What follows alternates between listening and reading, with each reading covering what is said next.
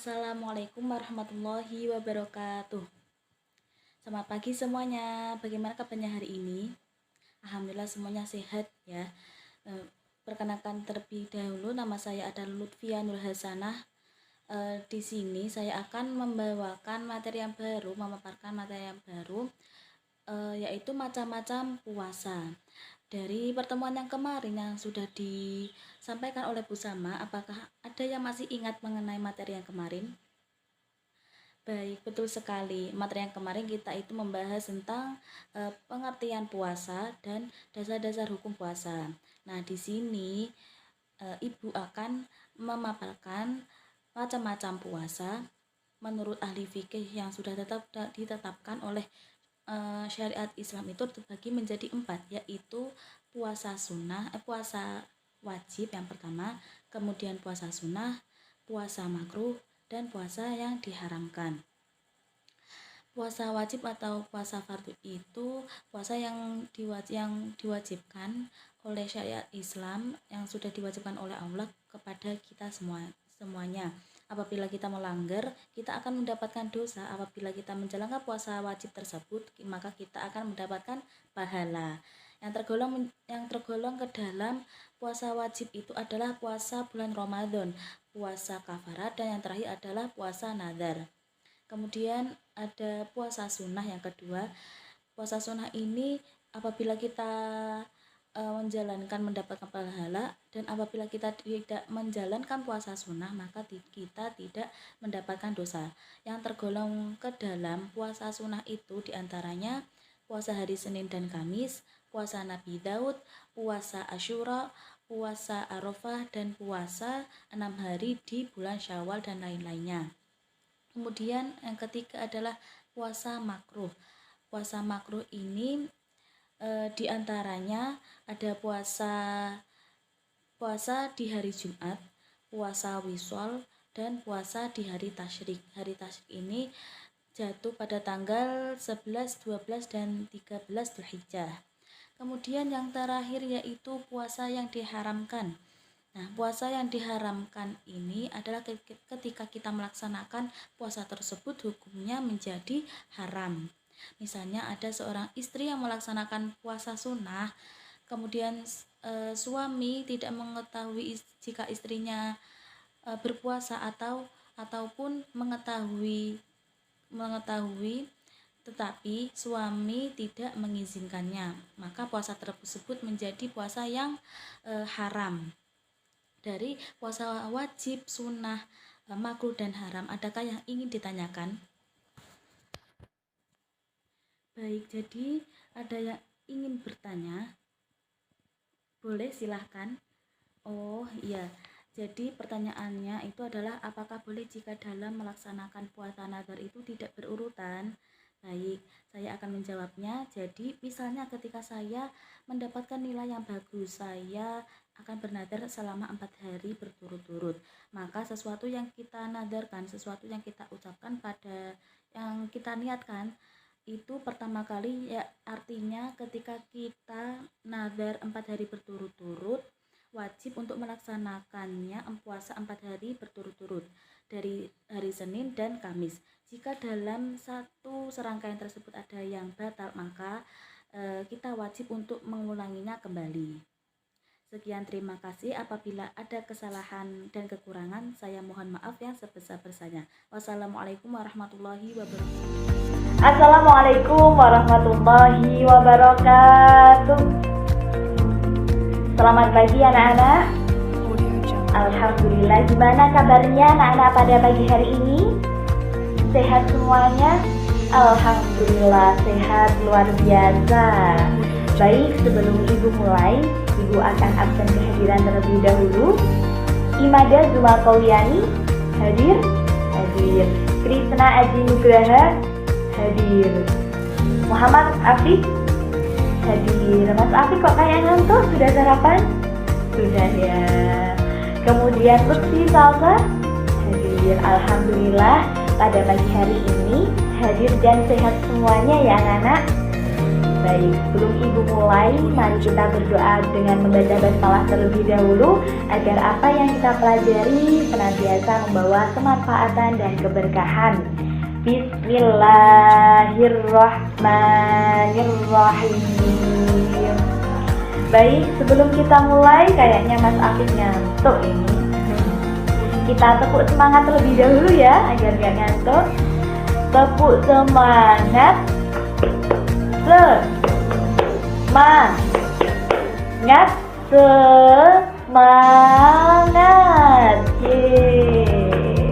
Baik anak-anak ada yang sudah belajar tadi malam apa bab pembelajaran kita pada pagi hari ini? Ya, benar sekali. Jadi pada pagi hari ini kita akan belajar bersama tentang pengertian puasa. Nah, kita baru saja melewati bulan Ramadan. Anak-anak tentunya sudah melakukan ibadah puasa ya semuanya. Ya, ada yang mau kan? Gak ada ya. Sudah baik semuanya. Sebelum kita membahas lebih lanjut, kita akan membahas terlebih dahulu apa sih pengertian dari puasa secara bahasa maupun istilah. Jadi puasa atau as-shaumu secara bahasa maknanya adalah menahan atau al-imsak. Nah, apa Bu? Ada yang bertanya, Mbak Imada bertanya ya. Kalau pengertian secara istilahnya apa ya Bu puasa itu? Anak-anak bisa lihat di PPT. Secara istilah puasa adalah menahan diri dari segala sesuatu yang membatalkan puasa, mulai dari terbitnya fajar hingga terbenamnya matahari dengan syarat-syarat yang telah ditentukan. Sudah paham untuk pengertian puasa secara bahasa dan istilah? Alhamdulillah sudah. Selanjutnya kita akan membahas tentang dasar hukum berpuasa.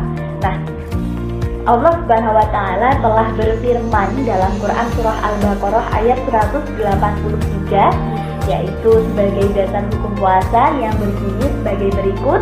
Nanti Ibu Guru ucapkan, anak-anak menirukan ya. Baik, Bismillahirrahmanirrahim.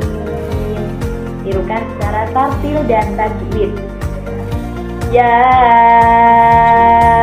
ayyuhallazina amanu kutiba alaikumus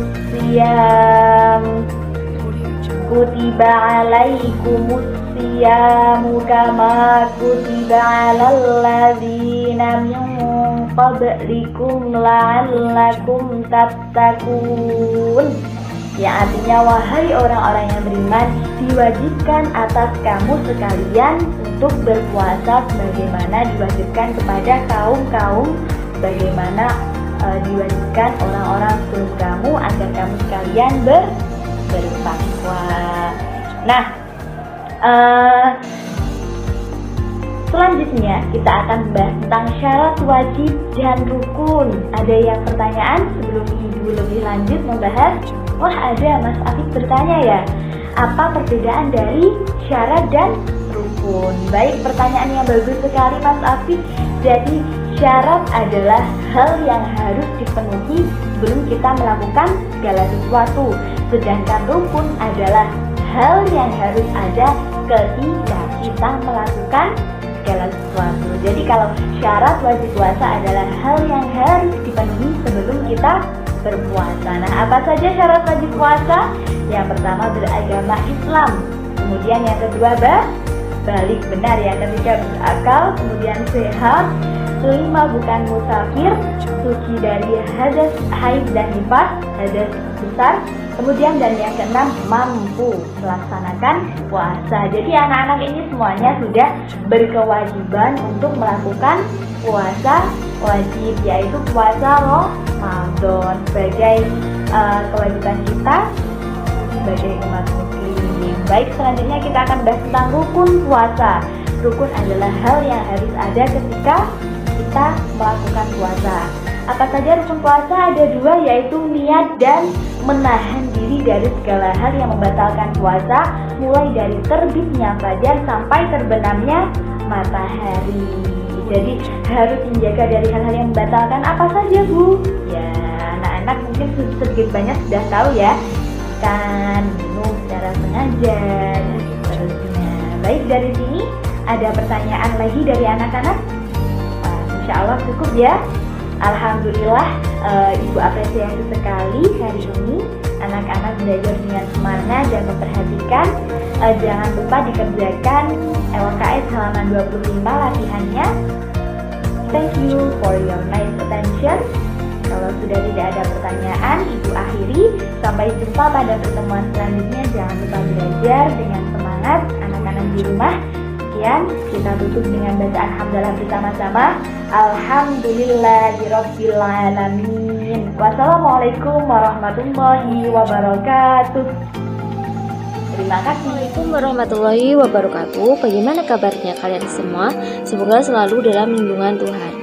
Kali ini saya akan menjelaskan mengenai hal-hal yang membatalkan puasa. Secara umum, hal-hal yang membatalkan puasa yaitu yang pertama adalah makan dan minum.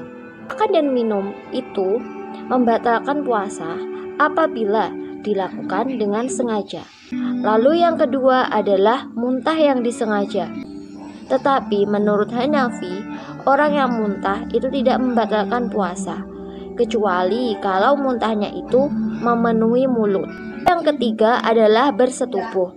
Nah, ini berdasarkan firman Allah, yaitu dari Quran surat Al-Baqarah ayat 187. Berisi dihalalkan bagi kamu pada malam hari bulan puasa bercampur dengan istri-istri kamu. Yang keempat adalah keluar darah haid atau kotoran atau nifas, yaitu darah sehabis melahirkan.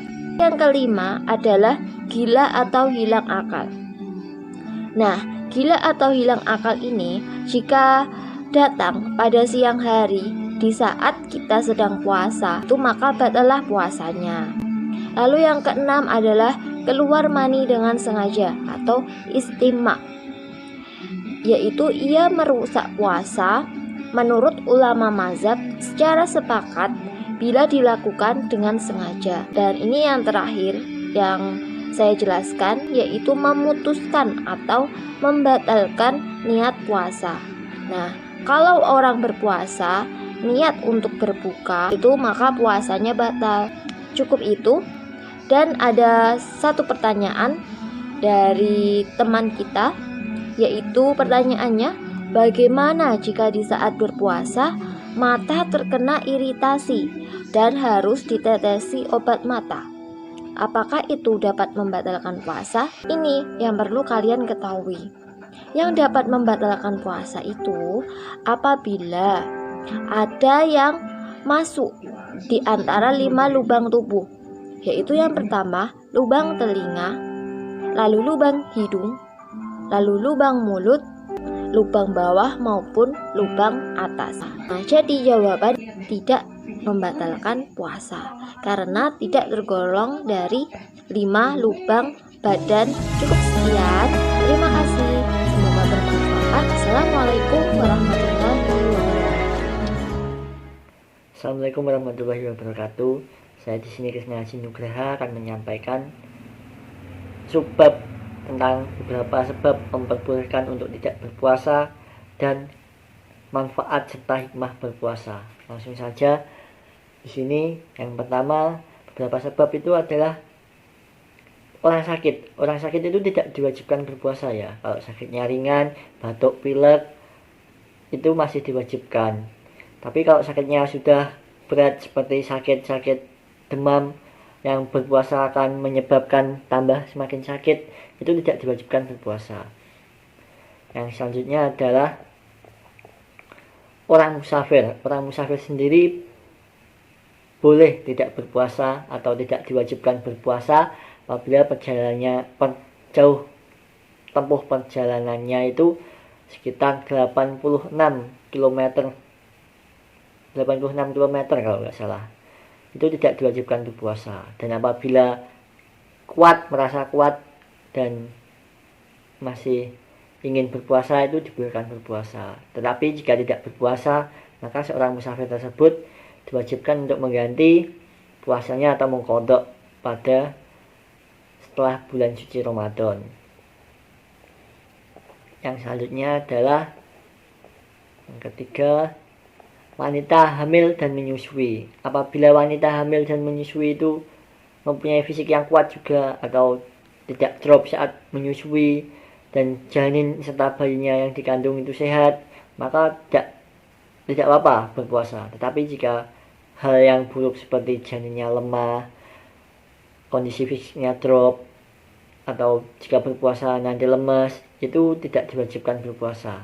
Malah kalau berpuasa itu bisa mengakibatkan berbahaya dan menjadi dosa, tindak kecerobohan. Berikutnya yang terakhir adalah orang tua yang sudah renta, seperti mbah buyut kita atau kakek nenek kita yang sudah tua, sudah memiliki uzur, itu tidak diwajibkan berpuasa. Sedangkan para ulama berbeda pendapat ya tentang untuk pembayaran apa itu? Pembayaran fidyah. Ada yang berpendapat mewajibkan mengganti fidyah, ada yang tidak mewajibkan mengganti fidyah. Itu tergantung imam mazhab nih. Yang selanjutnya hikmah puasa. Hikmah puasa sendiri dapat mensucikan jiwa manusia. Dengan puasa kita menjadi suci, kembali ke fitrah. Yang selanjutnya meningkatkan unsur rohani. Dengan berpuasa, insya Allah unsur rohani kita akan meningkat jika puasanya itu baik dan benar ya. Selanjutnya menekan gejolak hawa nafsu seksual. Kita untuk melakukan hubungan badan itu, apalagi yang sudah menikah itu ditekan ya, karena saat siang itu diharamkan, saat bulan Ramadan itu diharamkan.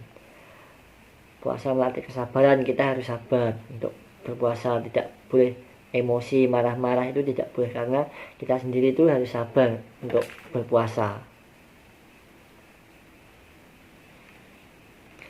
Berikutnya, orang puasa mempersiapkan diri menjadi orang yang bertakwa. Dengan puasa kita itu dilatih untuk bertakwa dan dilatih untuk menjadi seorang yang baik, karena puasa itu adalah ibadah yang hanya ada setahun sebulan.